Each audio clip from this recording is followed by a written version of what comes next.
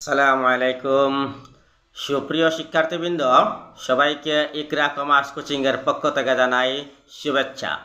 আমি আজকে আলোচনা করব নবম দশম শ্রেণীর হিসাব বিজ্ঞান বইয়ের দ্বিতীয় অধ্যায় লেনদেন। ধারাবাহিক পর্বে আজকে আলোচনা করব লেনদেন পাঠের কিছু সংক্ষিপ্ত প্রশ্ন নিয়ে। আমি দ্বিতীয় অধ্যায়ের লেনদেনের কিছু সংক্ষিপ্ত প্রশ্ন নোট করে ভিডিওর মধ্যে দিয়ে দিব। তোমরা ইচ্ছে করলে এই প্রশ্নগুলো খাতায় লিখে তার উত্তর বোর্ড বই অথবা যে কোনো টেস্ট পেপার থেকে সংগ্রহ করতে পারো এবং ভালো করে চেষ্টা করবে প্রশ্নের উত্তরগুলো শেখার জন্য। কারণ 2026 সালের এসএসসি পরীক্ষার প্যাটার্ন অনুযায়ী তোমাদেরকে কিছু সংক্ষিপ্ত প্রশ্নের উত্তর অবশ্যই আনসার করতে হবে।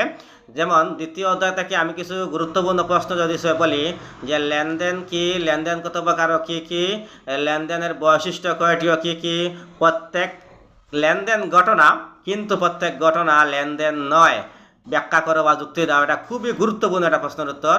সবাই এই প্রশ্নের উত্তরটা শেখার চেষ্টা করবা। তারপরে debit note, credit note, voucher, চালান, এই জাতীয় অনেক প্রশ্নের উত্তর আছে। তোমরা চেষ্টা করবা এগুলা শেখার লাগি।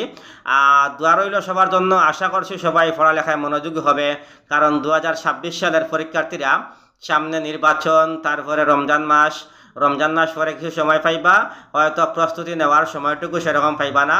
বিদায় এখনই সর্বোচ্চ প্রস্তুতি গ্রহণ করার জন্য উদাত্ত আহ্বান জানাই। আজকের মধ্যে এ পর্যন্ত। আল্লাহ হাফিজ।